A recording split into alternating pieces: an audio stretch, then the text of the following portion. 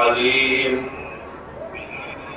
حسبنا اللہ ونعم الوکیل نعم المولا ونعم النصیر بسم اللہ الرحمن الرحیم الحمد للہ الذی ہدانا لہذا وما كنا لنهتدي لولا أن هدانا الله لقد جاءت رسل ربنا بالحق والصلاة والسلام على رسول الثقلين محبوب رب المغربين والمشرقين جد الحسن والحسين النبي المؤيد المصطفى الأمجد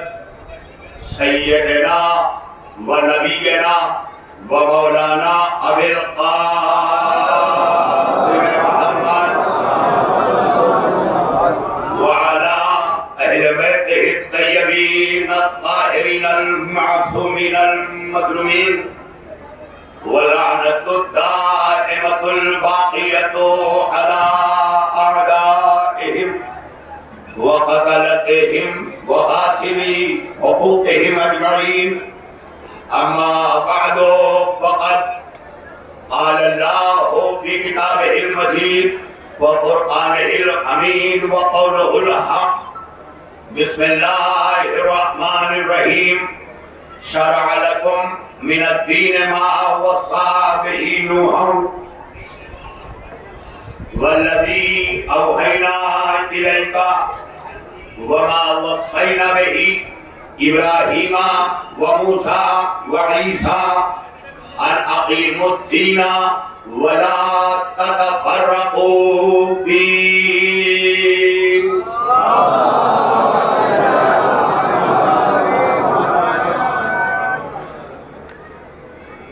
بزرگان ملت، برادران ایمان، ماتمداران شہیدان کربلا، اس وقت میں موجود جنہیں ظاہری آنکھیں دیکھ رہی ہیں ان میں ہمارے علماء کرام، ہماری ملت کے ادباء، ہماری فرش ادا کی زینت شعراء کرام، ہمارے سوز خان، نوحہ خان، عزاداران سید الشہداء، آج کا یہ دن ہم سب کے لیے ایک الوداع کا دن ہے۔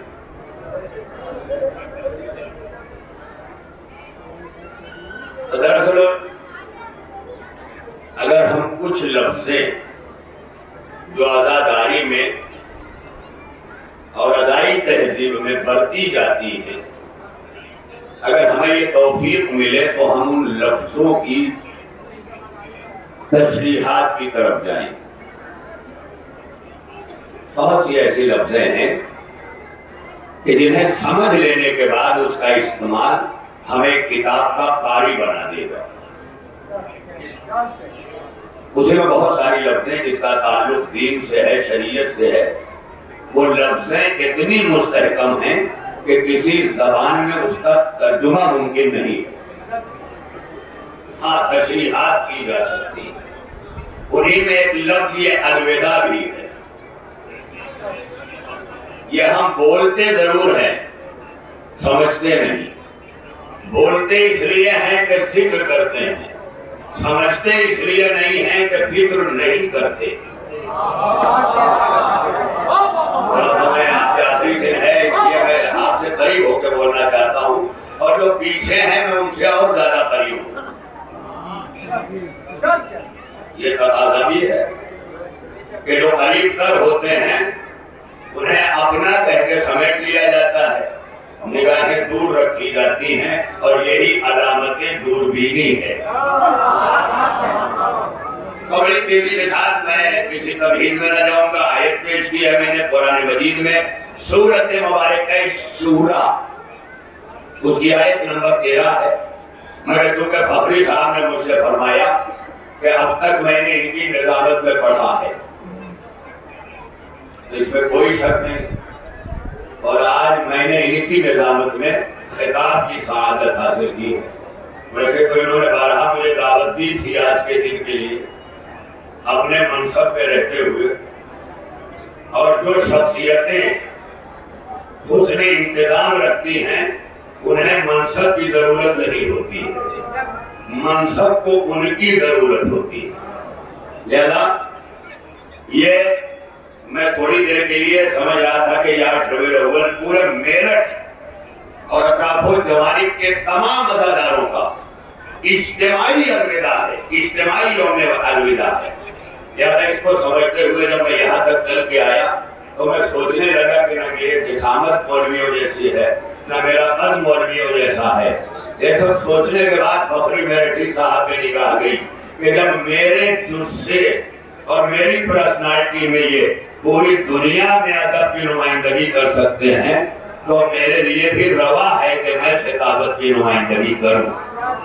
تو لہذا آج الوداعی اگر آپ دن میں بیٹھے ہیں تو آج یہ مخصوص دن ہے نا، تو آپ کی صلواتیں بھی آخری فرق تک، سامنے تک، دائیں بائیں، یہ جہاں جہاں سے سنی جا رہی ہیں وہاں تک اتنی بلند ترین آواز سے آپ صلوات پڑھیں تاکہ ہمارے قلب و جگر سے نکلی ہوئی یہ صلوات حسین کو الوداع کہنے پہ آمادہ ہو جائے.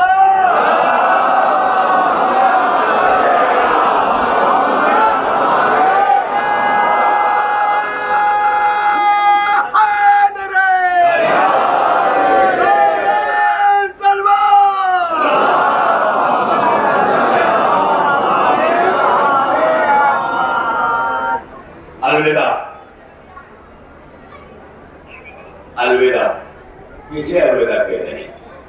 اس کے لیے ادبیات کو کھنگالنا پڑے گا اس ایک لفظ کے لیے.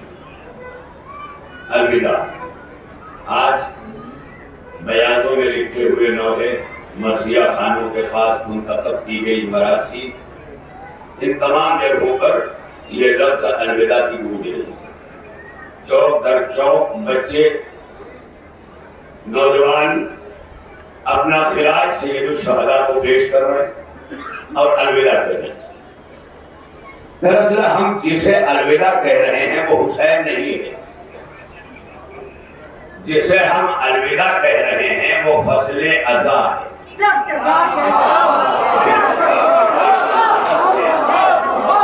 میرے سرکار تھوڑا سا ایسی مجلسیں سننے کا مزاج بنائیے.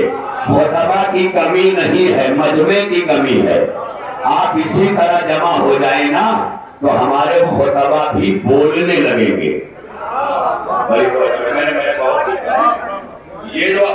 یہ ہم نے جو کیا ہے نا، یہ الوداع کہنے بیٹھے ہیں، یہ حسین کو نہیں، فصل عزا کو. یہ 2 مہینے 8 دن فصل عزا نے ہمیں سکھایا ہی یہی ہے کہ ہمارا استقبال کرو، ہمیں رخصت کرو. کیونکہ جب ہم آتے ہیں سال میں ایک بار تو اکیلے نہیں آتے، اپنی فصل کے ساتھ حسینیت لے کے آتے ہیں. یہ فصل حسینیت ہے. جیسا آگے کے لوگ میں جانتا ہوں تھکے ہیں، مادے ہیں، سب ہیں، لیکن یہ آخری گھڑی ہے نا. ویسے لمحوں میں تو ہر وجود اس وقت آزا و جوارے یہ سب آمادہ ہیں کربلا اور کربلائیت کی طرف، حسین اور حسینیت کی طرف، ایک ایک آزا و جوارے. تو یہ فصل عزا نے یہ فلال پوری نے شعر میں کہا ہے اپنے مطلع میں کہ فرش ماتم سے جو تھی وہ گھٹا جیت گئی، سب رتیں ہار گئی، فصل عزا جیت گئی.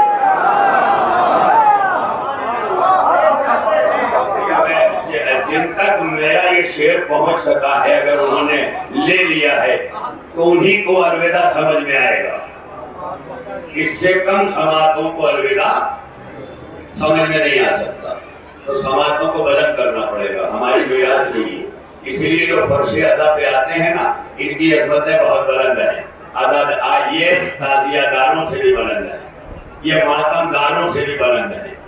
اس لیے کہ ماتم دار کھڑا ہو کر ماتم کر کے آخری منزل اس کی لہو دے دینا ہے، لیکن جو فرش عزا پہ ہے وہ آنسو دیتا ہے.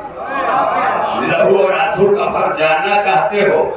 غم و اندوہ کے ساتھ وجود میں جب خون چلتا ہے تب آنسو بنتے ہیں. یہ خون فوراً آج کل تبدیل آمادہ ہو جاتے ہیں، کان کھڑے ہو جاتے ہیں جیسے کسی اور مسلک کی بات ہو رہی ہے. ہمیں یہ جائزہ لینا ہے اپنا دور حاضر میں. ہم ایک عزادار ہیں. تعزیہ دار تو ہمارے ساتھ ہر مذہب کا انسان ہے. ہم عزادار ہیں. ماتمدار تو دیگر بھی مل جائیں گے. ہم عزادار ہیں. بھائی اتنا جان لو، جو عزادار ہیں وہ بڑے اہم ہیں. جو عزادار ہیں وہی فرش ادا سجاتے ہیں. اس لیے کہ فرش ادا پر عزاداروں کا مقدر لے کے آتا ہے. جیسے ذکر اور فکر میں فرق ہے ویسے ہی تعزیہ دار اور عزادار میں فرق ہے. ذکر قرآن شفا تو ہے، ذکر قرآن رحمت تو ہے، لیکن ذکر قرآن ہدایت نہیں ہے. ہدایت ہے فکر قرآن.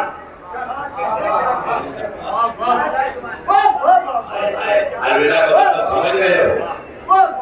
2 مہینے 7 دنوں تک جو ذکر کیا ہے آج اس کی فکر کا دن ہے.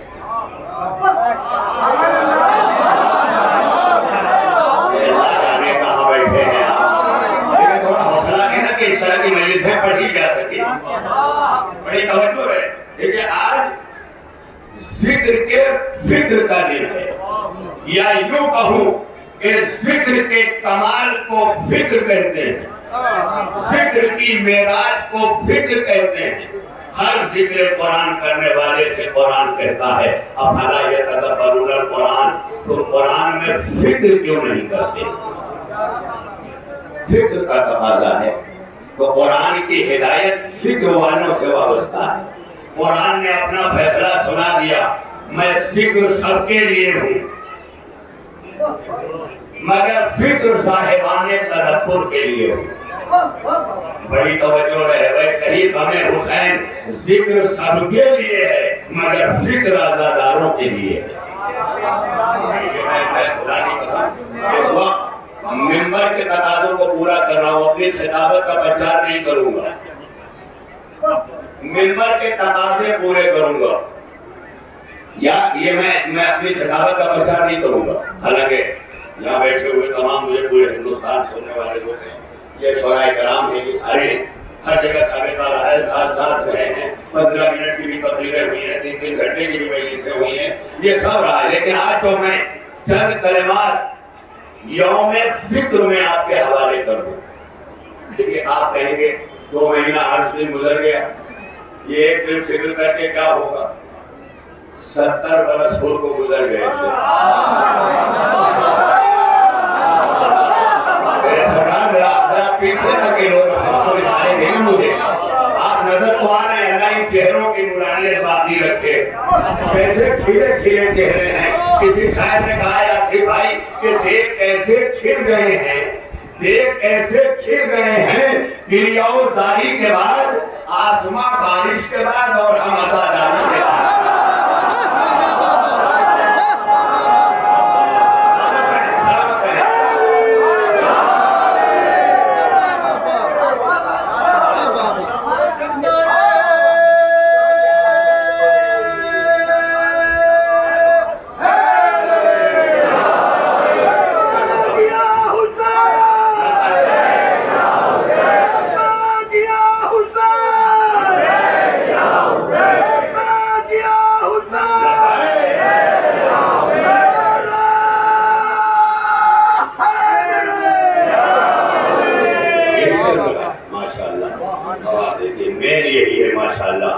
تینوں میں ایک مین رہتا ہے.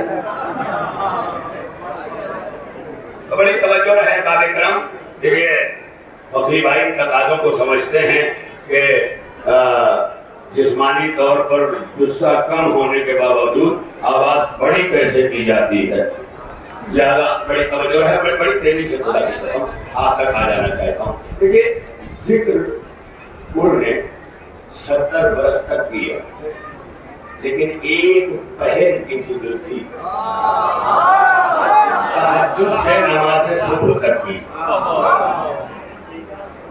آپ دیکھیں، اب یہ میں خود کچھ نہیں کہہ رہا ہوں، سرکار ختم مرتبت حضور احمد مصطفیٰ حضرت محمد مصطفیٰ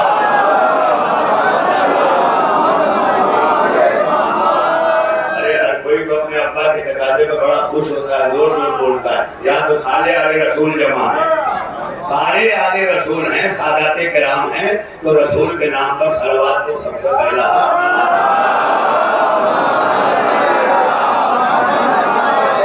یہ تو پتہ ہے نا۔ بڑی تیزی کے ساتھ میں بڑی تیزی کے ساتھ یہ بات کروں، سرکار ختم مرتبت نے فرمایا التفکر ساعۃ افضل من عبادت 70 سنہ، ایک ساعت یعنی ایک پہر، جیسے 8 پہر کے شب و روز ہوتے ہیں، شبانہ روز 8 پہر، 4 پہر دن کے، 4 پہر رات کے، رات کے آخری پہر میں حر نے فکر کی ہے، اور جیسے ہی فکر باب فکر کھلا، حر کی وجود میں آوازیں ٹکرانے لگی، حسین حسین حسین، ارے بیٹا حر کو لیکن گھیر کے لایا ہے، اور 70 برس کا ہے حر، 70 سال عبادت کی ہے۔ پیغمبر نے حدیث میں کیا کہا کہ 70 برس کی بدنی عبادت ایک طرف اور 1 ساعت کی فکر ایک طرف، یعنی بلند ہے 70 برس کی عبادت پر فکر، 70 برس کی عبادت پر ایک پہر کی فکر بھاری ہے۔ میں جب یہ حدیث پڑھ رہا تھا تو میں سوچ رہا تھا کہ اب آج مجھے اس حدیث نے سمجھایا کہ کعبہ اور کربلا کی زیارتوں میں اتنا فرق کیوں ہے۔ ایک زیارت 70 حج کے برابر ہے۔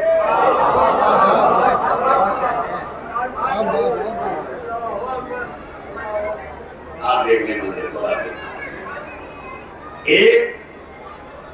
ایک زیارت کربلا، ایک حج، ثواب کس کا بلند ہے؟ کربلا کا۔ کبھی سوچا کیوں؟ جب میں نے یہ حدیث پڑھی تو سوچتے سوچتے سمجھ گیا کہ جیسے 70 برس کا ذکر اور ایک پہر کی فکر بھاری ہے اس پر، ویسے ہی اللہ نے کعبہ اور کربلا کو متعارف کرایا، کیونکہ کعبہ مرکز ذکر ہے،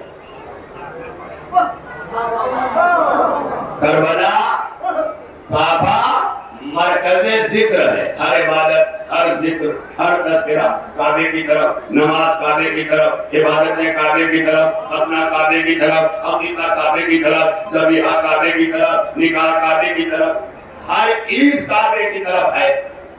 اللہ یہی بتانا چاہتا ہے یہ میرا گھر مرکز ذکر ہے، یہاں لوگ عبادت کے لیے آتے ہیں، تو جہاں لوگ عبادت کے لیے جمع ہوتے ہیں اسے مرکز ذکر کہا جاتا ہے، اور جہاں لوگ فکر کے لیے جمع ہوتے ہیں اسے مرکز فکر کہا جاتا ہے۔ کعبے کے حاجیوں کی نسب کعبہ مرکز ذکر ہے، مگر حر کی نسب کربلا مرکز فکر ہے۔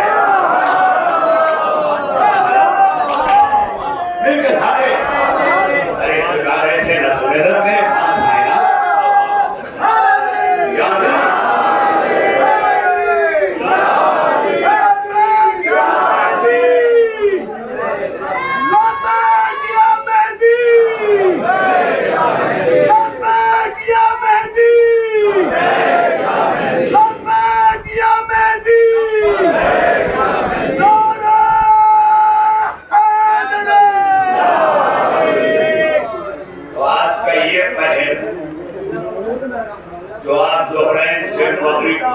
گزار رہے، یہ الوداع اسی یوم فکر کا نام ہے۔ فصل ازا کو الوداع کہنا ہے حسین کو لبیک کہنا.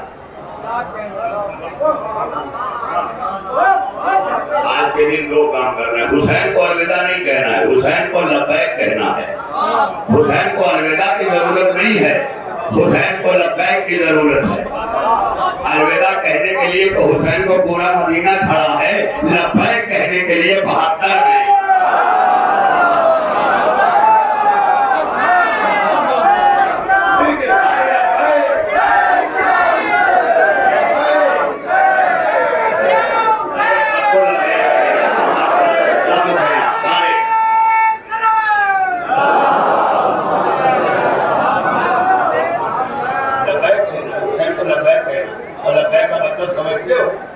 کربلا کے شہید جب حسین جہاد کر رہے تھے, میدان کربلا میں نیام سے تلوار باہر تھی, فوجیں دارالعمارہ سے ٹکرا رہی تھی. حسین کہہ رہے میرے شیرو کہاں ہو, اٹھو مجھے داد شجاعت دو.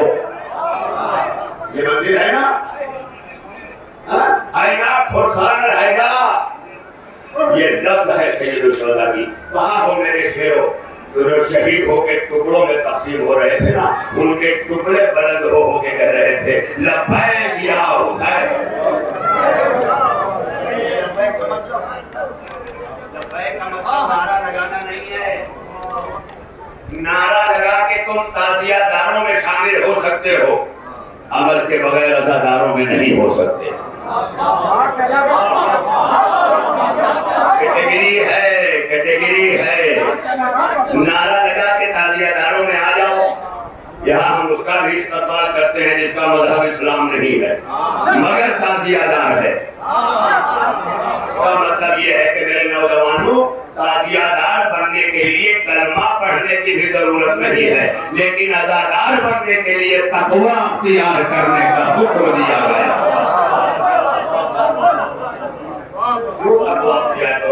فکر کرو نا, تھوڑا میرے ساتھ فکر کرتے چلو. اور یہ مجلسیں ہی فکر ہیں. جتنے نمازی مسجد میں ہیں وہ فکر کرتے ہیں, جتنے عزادار فرش ادا پہ ہیں یہ فکر کرتے ہیں. کیا بہت کہہ رہے ہیں, فکر کر رہے ہیں, نہیں فکر کر رہے ہیں. قرآن میں فکر, تفسیروں میں فکر, روایتوں میں فکر, آیتوں میں فکر, حدیثوں میں فکر, یہ مقام فکر ہے. یہ مجلس ہے, مقام فکر ہے. مجلس ذکر ہے مگر ذکر کا کمال فکر تک پہنچنا ہے. میں کیا کروں, اس کے کمال کے لیے زینب نے فرش ادا بچھائی, سید سجاد نے فرش ادا سے منبر لگا دیا. اب یہ کربلا کے بعد فرش اور منبر نہیں ہے, یہ استعارہ ہے سجاد و زینب کا, کہ جب تک حسینیت چلتی رہے گی فرش ادا بن کے زینب چلے گی, منبر بن کے سید سجاد چلے گا.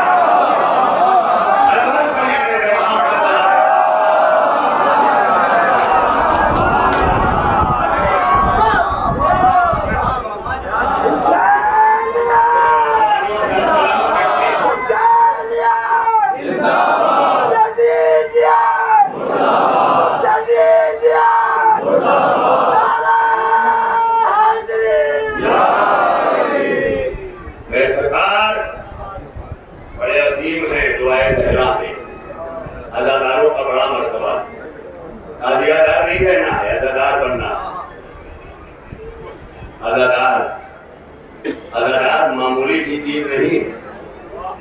خدا کی قسم کبھی سوچا کرو, غازی عباس اپنی ولادت میں کتنا مقدس ہے,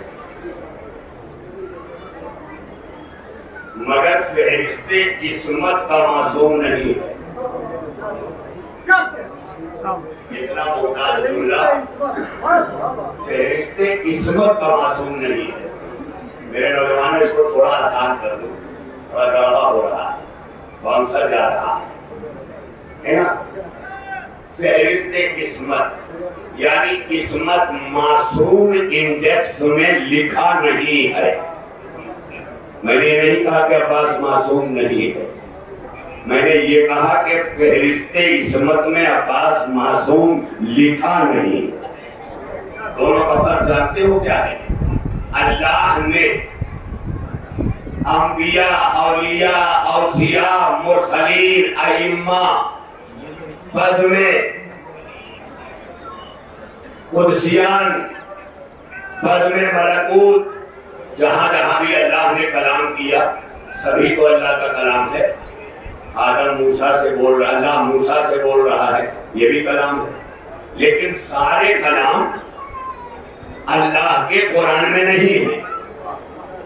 6666 آیتیں بس اتنی ہی قرآن میں ہے۔ میں ایران پہنچا، بڑے بڑے کتب خانوں کا جائزہ لیا، آغائے مرشی نجفی کے کتب خانے تک گیا، شوق پیدا ہوا اس پر سوچوں، غور کروں، فکر کروں۔ آپ سوچیں مجھے سارے کے سارے، اب دیکھیں بڑی تیزی سے میں بات کو سمیٹنا چاہتا ہوں۔ اب جب میں نے وہاں پر اس جستجو کو جا کر اپنی منزل سمجھ کے ٹھہرایا تو مجھے ایک فہرست پوری حدیث قدسی کے نام سے کتابوں کی ملی۔ جب میں نے اس کو نکالا حدیث قدسی تو لکھا ہوا تھا یہ وہ کلام الہی ہیں جو مثل آیتوں کے ہیں، مگر چونکہ قرآن میں نہیں ہیں اس لیے آیت نہیں ہے۔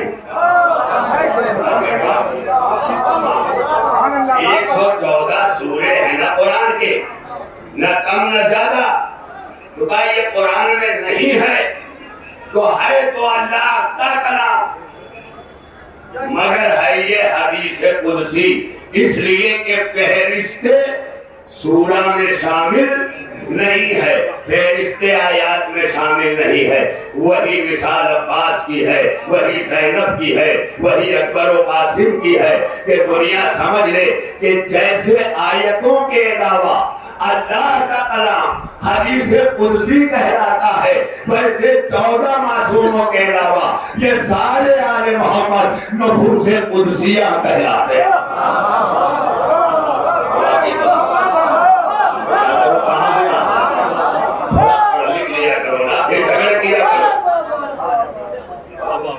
یہ نفوس قدسیہ ہے، جیسے آیت جو باتیں نہیں بھر پائی آیتوں میں نہیں رکھا گیا، مگر آیتوں کا مزاج ہے۔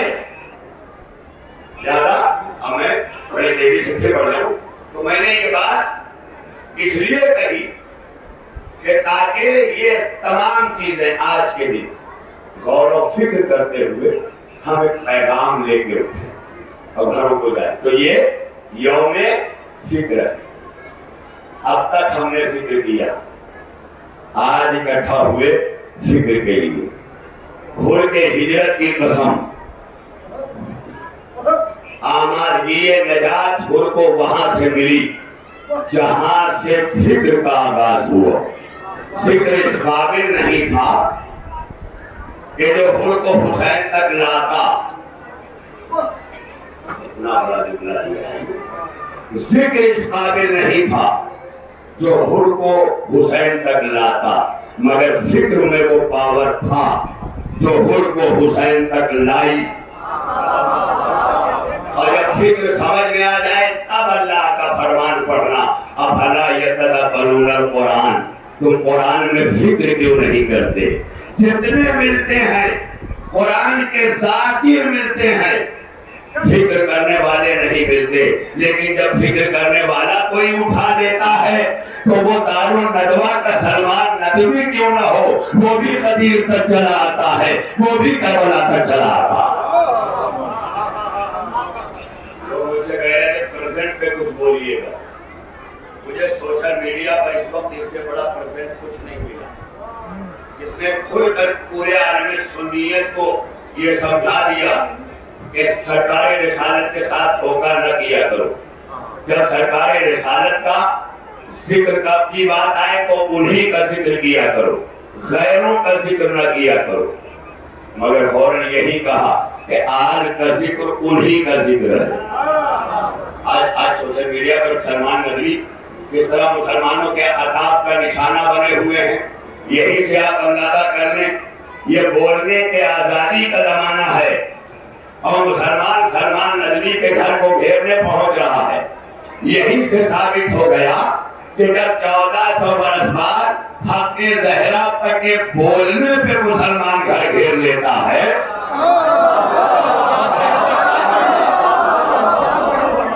حق زہرا پر بولنے پہ 1400 برس بعد اگر مسلمان گھر گھر لے رہا ہے تو یہ گھر کا گھیرنا بتاتا ہے کہ اگر یہ تعصیہ اہل بیت میں ہوتے،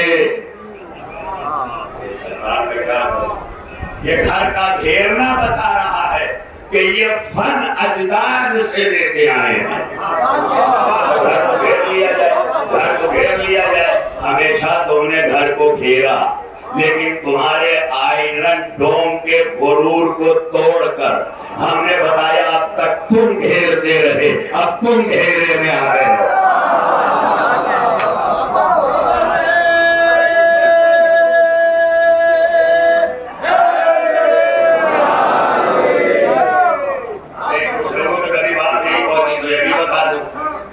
آج کل سوشل میڈیا پہ کتابوں میں ہے سب لکھا، اگر بولے تو جھگڑا ہو. سمجھتی بھی ہے یہ دنیا، اگر بولے تو جھگڑا ہو. مسلمان جس کو اپنی جان سے بڑھ کر سمجھتے ہیں وہی قاتل ہے زہرا کا، اگر بولے تو جھگڑا.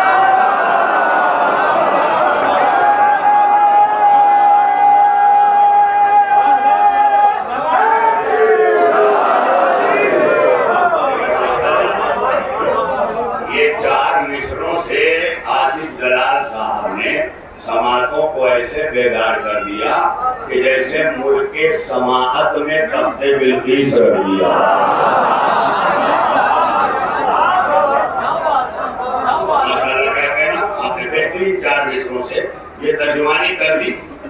جو باتیں میں نثر میں نہیں کہہ سکتا تھا، یہاں بیٹھے بیٹھے آپ نے کر دی. اور آئیے منبر پہ میں اکیلا ہوں، آپ معصومین کے ساتھ بیٹھے ہیں. مرتبہ یہاں بیٹھے اداداروں کا بلند ہے، میں تو خادم ہوں جو منبر سے خدمت کر رہا ہوں. آپ وہاں بیٹھے ہیں جہاں معصوم بیٹھے ہیں. اس لیے ہم عبادتوں سے مسلمانوں کی طرح جنت نہیں چاہتے، عزاداری سے حسین ابن علی چاہتے.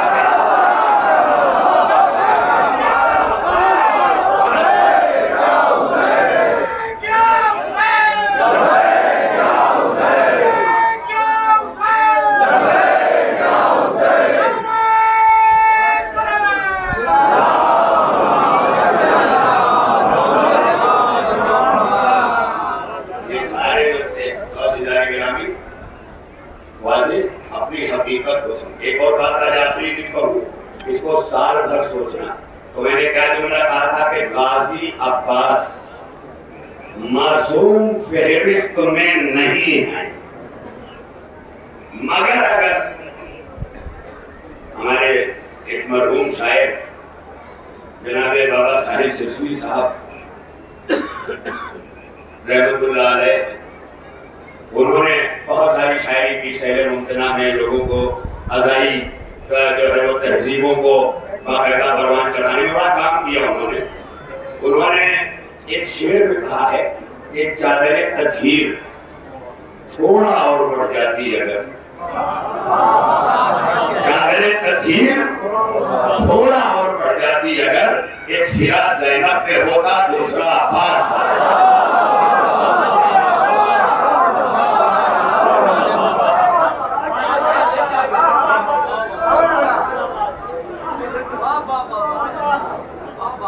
چونکہ پڑھتی نہیں اس لیے زینب و عباس سینے سے باہر ہیں، مگر کردار میں قصہ کے اندر ہیں. کردار قصہ کے اندر کا ہے، پیکر قصہ کے باہر ہے. جب کردار گھر کے اندر کا پیدا ہو جائے تو باہر کا کیوں نہ ہو. مصطفیٰ سینہ ٹھوک کے کہتے ہیں سلمان و منا اہل الغیب.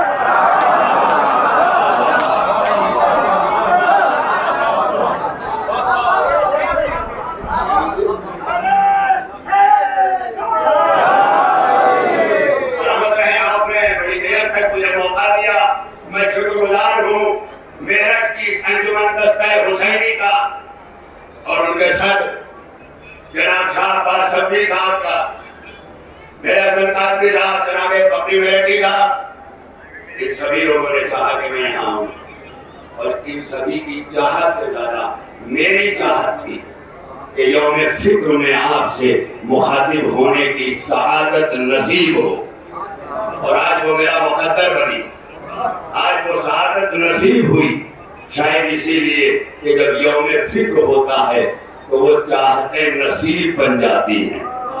ارے میں کیا کروں، چاہتے نصیب بن جاتی ہیں۔ یہ زہرا ہی کی تو فکر تھی کہ بچوں سو جاؤ، فکر کیا کرتی ہے، ذرا سوچیں۔ ناکارہ نوجوانوں کام دھندے سے دور رہ کر گھر کا بوجھ بننے والے نوجوانوں، اتنا یاد رکھنا کہ تم نوجوان ہو اور اگر کام سے دور ہو، کام چور ہو، تو اتنا یاد رکھنا مسلح پہ مرنے والا عابد مرتا ہے مگر جاگ پہ مر جانے والا شہید ہوتا۔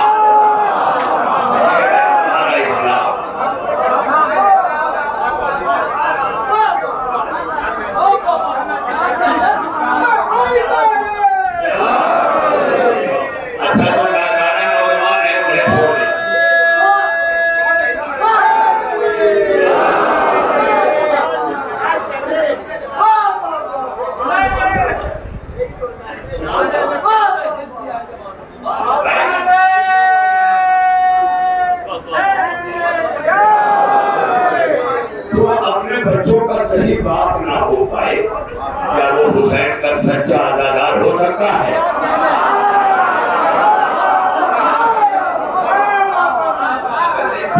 کامن سینس کی چیز ہے، نہ حوالہ ہے نہ ریفرنس ہے، کچھ نہیں، سامنے کی چیز ہے کہ جو باپ ہو کے اپنے بچوں کا نہ ہو، شوہر ہو کے اپنی بیوی کا نہ ہو، بیٹا ہو کے اپنی ماں کا نہ ہو، کیا وہ عزادار ہو کے حسین کا ہو سکتا ہے؟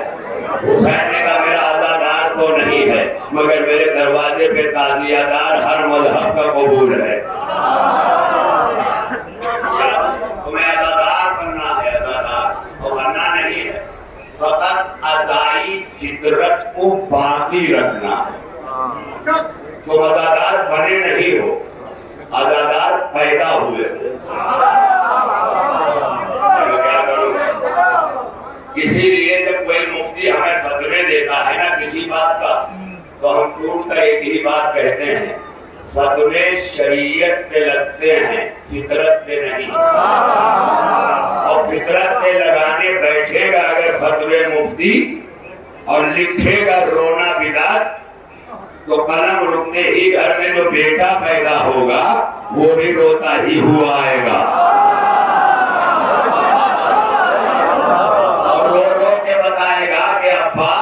شریعت پہ فتوے لکھا کرو، فطرت پہ فتوے نہ لکھا کرو۔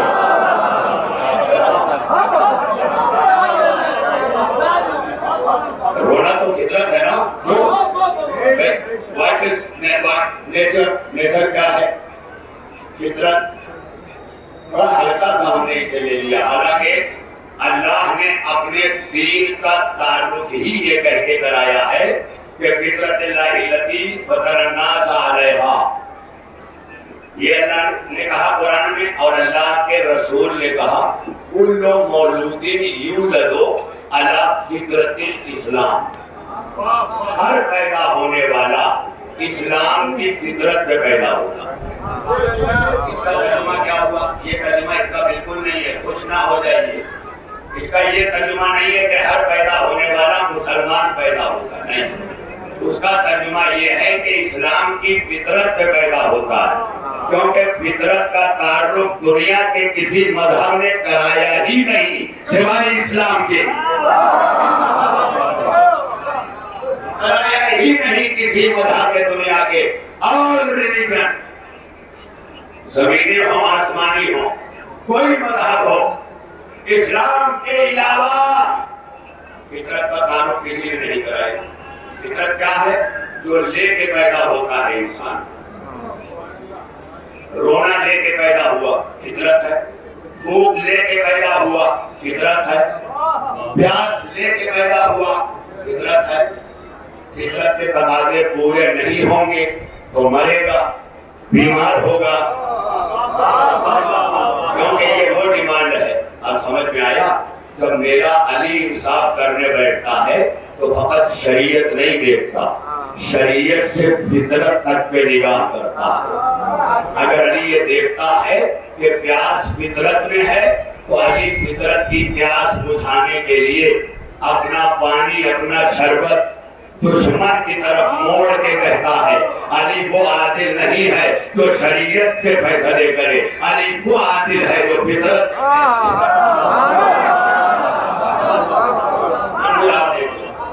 میں زیادہ دیر تک تو نہیں رہ سکتا آپ کے درمیان آج، کیونکہ آج بڑا مختصر سا وقت ہے۔ بھائی خورشید اصغری صاحب بھی تشریف لائے ہیں، نوحہ خان ہیں، جمن ہے، ماتمی بھی ہیں۔ ہر ایک کے سینے میں اس وقت جو چیز معجزن ہے وہ اپنے اپنے عقیدتوں کے اعتبار سے اپنے آقا کو الوداع کہنا۔ لیکن میں یہ کہتا چلوں کہ آقا کو الوداع نہیں کہنا، فصل ازا کو الوداع کہنا، موسم ازا کو الوداع کہنا، حسین کو لبیک کہنا۔ یہ موسم ازا گیا، یہ حسین کھڑا ہوا، ادھر ازا و جواری نے کہا لبیک یا حسین، اور لبیک کہنے کا انداز زبانی نہیں، بہت ہو رہا ہے زبانی، عملی پیش کرو، عملی جیسا آج کل ایرانی پیش کر رہے ہیں پھر بھی ہضم نہیں ہوتے۔ ہائے ہائے، آج کا ایران دیوبند تک ہضم کر گیا، مگر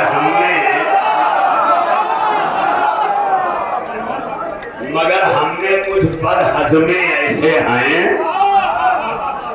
کہ نہیں سمجھ میں آتا۔ رہے ایران تمہارا فخر ہے، اتنا بڑا فخر ہے نا کہ 1400 برسوں سے مسلمانوں نے جسے طاقت بنا کے پیش کیا تھا، 14 دنوں میں ایران نے اس کی حقیقت کو پول کو اس طرح کھول دیا کہ ایران کے بوڑھے سر پر بھگونا رکھ کے کہہ رہے Iron Dome, Iron Dome. Iron Dome کا مطلب، آئرن ڈوم یعنی علی کے زمانے کا خیبر، اس وقت بھی وہ آئرن ڈوم تھا۔ تب بھی یہودی کہتے تھے پرندہ پر نہیں مارے گا۔ پھر یہودیوں کا غرور توڑنے کے لیے نبی نے 40ویں دن کس کو علم دینے کی بات کی؟ مرد کو۔ اس کا مطلب نبی نے خیبر ہی میں سمجھا دیا تھا یہودیوں سے مقابلہ مرد کرے گا۔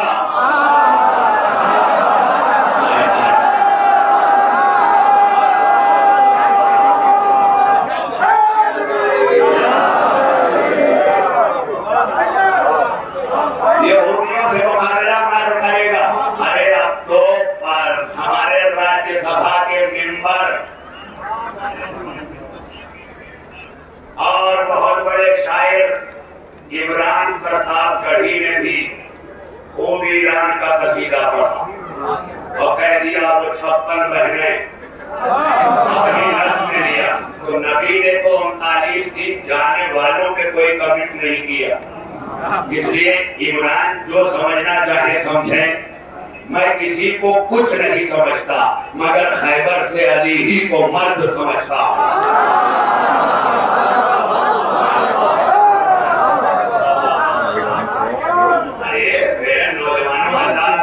جگر کی قوت میں اضافہ کرے اور اس طرح سے کہا کرو جسے نانے جمی بخشی ہے تو نے اسے بازوئے حیدر بھی عطا کر۔ میرے نوجوانوں 39 دن تک لوگ گئے، نبی نے کہا تھا مرد کو الگ دوں گا۔ خیبر اتنا سیکورٹی میں تھا اس وقت جیسے آج کا آئرن ڈوم، اس وقت کا قلعہ، تب کے اسلحے اور تھے تو آئرن ڈوم قلعہ تھا، آج کے اسلحے میزائل ہیں تو آئرن ڈوم فضا ہے، مگر فضاؤں کو بھی چیرتے ہوئے ایران کی میزائل نے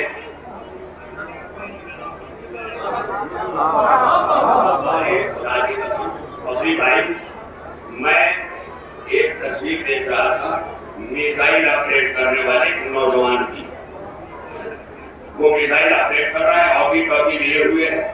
یس والے احسن انشاءاللہ یہ جملے ہوئے اور فوراً اس نے ہاکی ٹاکی سائڈ میں رکھا اور ادھر کی بورڈ پر جو بھی آپریٹ کرنا تھا اس سلسلے کو ایکٹیو کیا اور ایکٹیو کر کے چھوڑ دیا. اب جانتے ہو اس نے کیا کیا؟ ایسے ایران کے سپاہیوں کی طرح عزادار بنو. میزائل داغنا ہے مگر پڑھ کیا رہا ہے؟ آیت پڑھ رہا, آیت پڑھ کے میزائل داغ رہا. میں یہی چاہتا ہوں کہ جب تم چوراہوں سے ماتم کرتے ہوئے گزرو تو آیتیں پڑھتے ہوئے گزرو, تاکہ زمانے کو سبق ملے یہ اس حسین کے ماتم دار ہیں جو نوکے نیزہ پہ تلاوت قرآن کرتا. یہ نہیں کہتا کہ نوحہ پڑھو, اللہ نے کرے, ورنہ فخری بھائی ہمارے آصف جلال صاحب سمجھ لیں کہ لیجیے اب تو مولانا یہاں بھی نوحہ ختم کر رہے ہیں. مطلب کسی نہ کسی طرح اپنے علم کو ظاہر کرتے ہوئے چلو. مجلس ہماری اظہار علم کی جگہ ہے, جلوس ہمارے اظہار عمل کی جگہ. لہذا جلوس میں وہ نہ آئے جو گھر سے آتا ہے, جلوس میں آئے جو فرش ادا سے جاتا ہے. کیونکہ گھر نہیں بتائے گا کہ جلوس میں کیسے چلنا ہے, حسین کی فرش ادا بتائے گی کہ تہذیب جلوس کیا ہے. یہاں بیٹھا. لہذا اب اس نے آپریٹ کرتے ہی آیت پڑھی. جانتے ہو کون سی آیت پڑھی تھی؟ میرے کو یاد ہو گئی. آیت کون سی پڑھی سنو کہ کیا حکمت ہے اس میں. آیت وہ پڑھی جو شب ہجرت رسول اللہ نے جب 40 گھر کے دشمنوں نے ہاتھ میں ننگی تلوار لے کر گھر کا محاصرہ کیا ہوا تھا, تو رسول باہر نکلے گا, حبیب میرے کنکریاں اٹھاؤ ان کی طرف پھینک دو. اور جب کنکری نبی نے اٹھائی پھینکی تو آنکھیں رکھتے سارے اندھے ہو گئے. ارے یہی بات اسی دن سمجھ میں آ جانا چاہیے تھی کہ جب نبی کنکری مارتا ہے تو آنکھیں رکھتے ہوئے اندھے ہو جاتے ہو, اور جب علی تماچا مارتا ہے تو قرآن رکھتے ہوئے بھی اندھے ہو جاتے ہو. اب اس نے آیت پڑھی. آیت کیا تھی؟ ترجمہ سنا دوں, زیادہ وقت نہیں لوں گا, میں سمیٹ دوں گا. ترجمہ سنا دوں, آیت بھی سنا دیتا ہوں.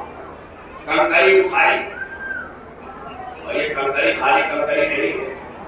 میرے پڑھے لکھے نوجوانوں, آئنسٹائن نے انہیں کنکروں سے ایٹم نکالا تھا. آئنسٹائن کو ابھی گزشتہ صدی میں معلوم ہوا کہ کنکروں میں ایٹم ہے. یہ تو اللہ کی ابابیلوں نے 1400 برس پہلے بتا دیا تھا کہ اس میں ایٹم ہے. بڑی توجہ. لیکن عادت جو آئنسٹائن کے ماننے کی ہے اس میں انگلش تو سمجھ میں آتی ہے, قرآن سمجھ میں نہیں آتا. پٹے تو سمجھ میں آتی ہے, ولادت سمجھ میں نہیں آتی. جنہیں معصوم کی ولادت سمجھ میں آتی ہے وہ نظر و نیاز کرتے ہیں, جنہیں پٹے سمجھ میں آتی ہے وہ کیک کاٹتے ہیں.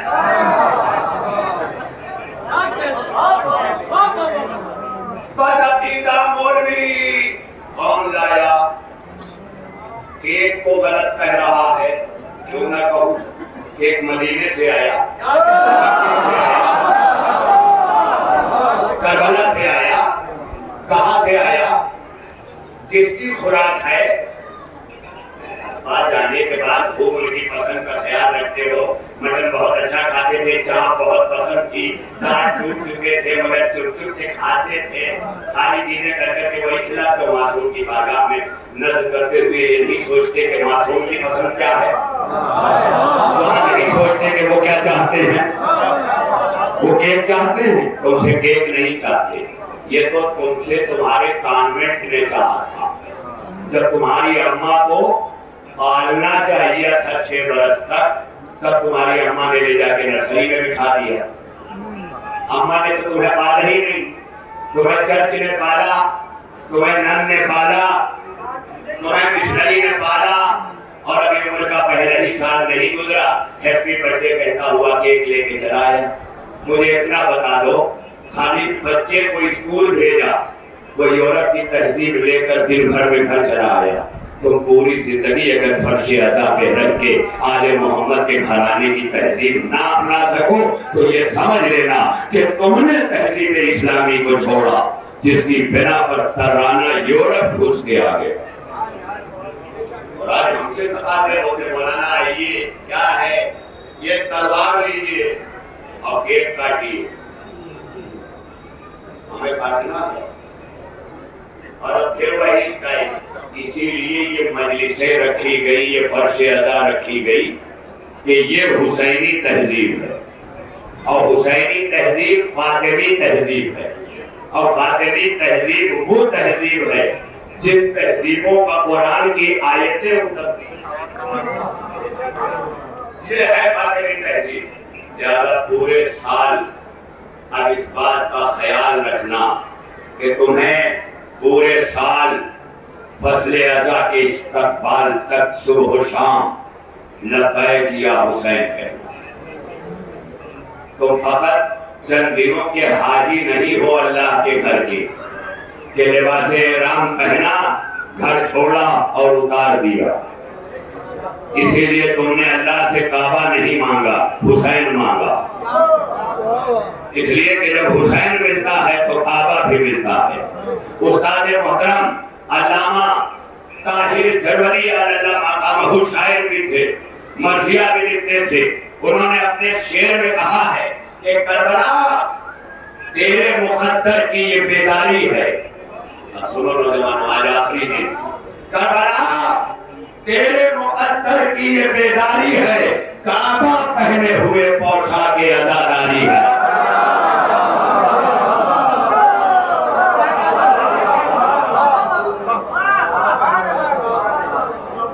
अच्छा, एक गुजारिश ये है कि जो चेहरे अभी बिगड़ रहे हैं ना, वो मजलिस के बाद मुझ पे बिगड़ने, और जितना चाहे बिगड़ने, मगर इस वक्त वो जिक्र देखें जाकिर नहीं। ये बड़ी तवज्जो है बाकी का, बस चल जुमले मैं देख रहा हूँ, वक्त के तकाज़े हैं। आपको देखने के बाद मैं अंदर यहाँ आके बैठा, आसिफ भाई को पूरा सुना मैंने, सब कुछ यहाँ। लेकिन क्या करें, मौलवी जब कहीं जाता है ना तो मुर्दा बदल जिंदा के विस्तार हो जाता है। उस कैफियत में मैं ऑफिस में बैठा हूँ, मगर सब सुना। जब ऑफिस से मैंने बाहर की तरफ झांक के देखा तो आपका जो इल्हामात था, महवियत थी, समाअत थी, सुनने का अंदाज था, तो वहीं से मैं मुतमईन होके चला कि मुझे वो सामईन नसीब हैं आज जो मैं चाहता था। और जब चाहत मिल जाए तो क्या होता है, खुदा की कसम बहुत बड़ी मंजिल है। जब जिक्र हुसैन में ये महवियत पाया करो ना, तो माँ की लोरियों के एहसान का शुक्रिया अदा किया करो। कितना महवे घर पे गमे हुसैन कर दिया कि बलरामपुर का पंडित शायर आवाज दे रहा है, महवियत कुर्बान जाऊं अदादारो, मेरा गोरखनाथ जवानी के चित्र आज मनसब अली खान साहब के इस अजीम तरीन दर्स का मनसबी आर्मी कॉलेज में जमा हुए हैं। और ये भी एक हमारे लिए फख्र है कि हमारी मजलिसें खानकाहों में नहीं हुआ करती, हमारी मजलिसों की बुनियाद इल्म है। इसलिए हम दारुल उलूम में नहीं करते, बाबे उलूम भी करते हैं। ये मनसबिया में आप जमा है ना, तो अब सुनो ये शेर। महवियत क्या है, हो जाना किसे कहते हैं, गर्व हो जाना किसे कहते हैं। पंडित शायर कह रहा है, हुसैन राज़ो नियाज में है, हुसैन राज़ो नियाज में है, उन्हें कुछ इसकी खबर नहीं है। हुसैन राज़ो नियाज में है, उन्हें कुछ इसकी खबर नहीं है कि शिव उनके गले पे खंजर चला चुका या चला रहा।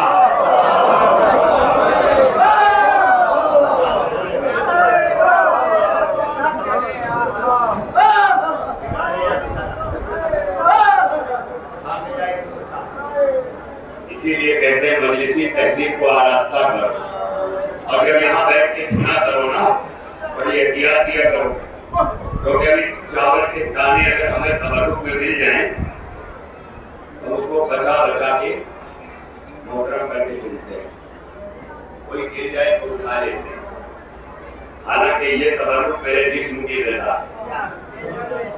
سوچو کوئی مجلس کے کسی نقطے کو ضائع کرتا ہے تو اس نے کیا کیا گرا دیا۔ یہ تبرک اصل میں استعارہ ہے کہ جب حسین کی مجلس میں آؤ تو دامن میں غذائے جسمانی لے جاؤ، بھیجے میں غذائے روحانی لے جاؤ۔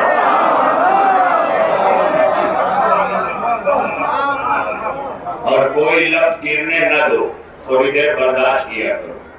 جو تھوڑی دیر مجلس میں بیٹھ کے برداشت نہیں کر سکتے وہ گھر میں اپنا بھائی کو برداشت نہیں کر پائیں گے، معاشرے میں اپنے بزرگ کو برداشت نہیں کر پائیں گے، اور صبر سے پھوٹی ہوئی کرن کو برداشت کرتے ہیں۔ یہ کرنا سیکھ لو، سارے رشتے نبھیں گے۔ برداشت کرو، لیکن ہر مقام پر نہیں جو تمہیں شریعت بتائی۔ یہ جملہ دیکھیں، تبرک بھی کیا عجیب چیز ہے، بابرکت چیز، عجیب چیز ہے۔ ہم کسی گھر گئے، فصیح بھائی کے یہاں گئے تو زبردست قورمہ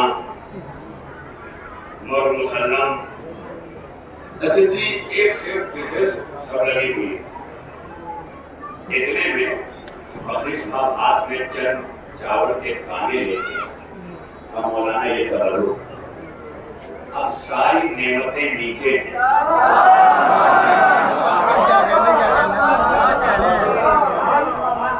تبرک اوپر۔ تبرک کیا بنا؟ کھانوں کا سردار، کھانوں کا سردار۔ یہ سرداری کیوں نہیں؟ ابھی تو گھنٹہ گھر میں بریانی ہاؤس میں یہ کھانا تھا، یہ کیا ہوا کہ تبرک ہو گیا؟ حسین کے نام سے منسوب ہو کے لا کے دیگ رکھ دیا۔ تو سوچو جو چاول کا دیگ حسین سے منسوب ہو جائے وہ تبرکوں کا سردار ہو جاتا ہے، تو جو قوم حسین سے منسوب ہو جائے وہ قوموں کی سردار ہو جاتا ہے۔ سرداری ہم نے سمجھا ہی نہیں۔ ارے ماشاءاللہ، اس پر بولو تو ہمارا شجرہ ٹوٹے۔ میں کہا وقت بھی نہیں ہے، میں کیا کروں، تھوڑا تاخیر سے آپ نے کہا، ورنہ لوگ کہیں کہ پڑھتے تو اچھی ہے مگر اتنی سمجھ نہیں ہے کہ کتنا پڑھنا چاہیے۔ معافی چاہتا ہوں، بات پاکیزگی پہ آئی تھی، پاکیزگی کے لیے اتنا سمجھ لو ظاہر سارے مسلمانوں کا پاک ہے، اس لیے انہیں علی نہیں ملا۔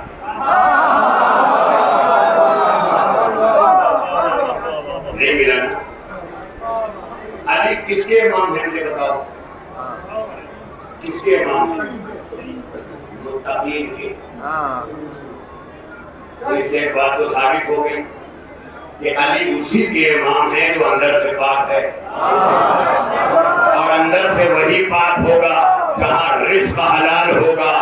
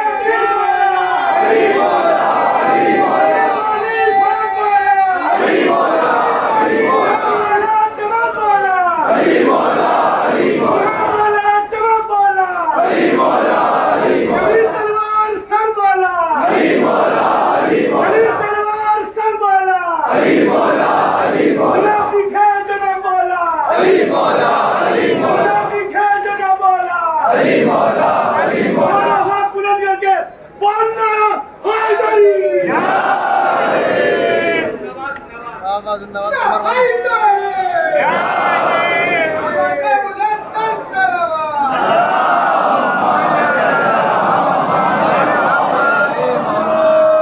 اور اس کے لیے نسلوں کی تربیت کرنا پڑے گا. تربیت کرنے کے لیے وقت نکالنا پڑے گا. وقت نکالنے کے لیے توکل کرنا پڑے گا. توکل کرنے کے لیے اللہ کی رضا پہ راضی رہنا پڑے گا. کم میں گزارا کریں گے مگر نسلوں کو آوارہ نہیں کریں گے. حرام کھلا کے فوج یزید پیدا کرنے سے اچھا چلا گیا. حرام کھلا کے فوج یزید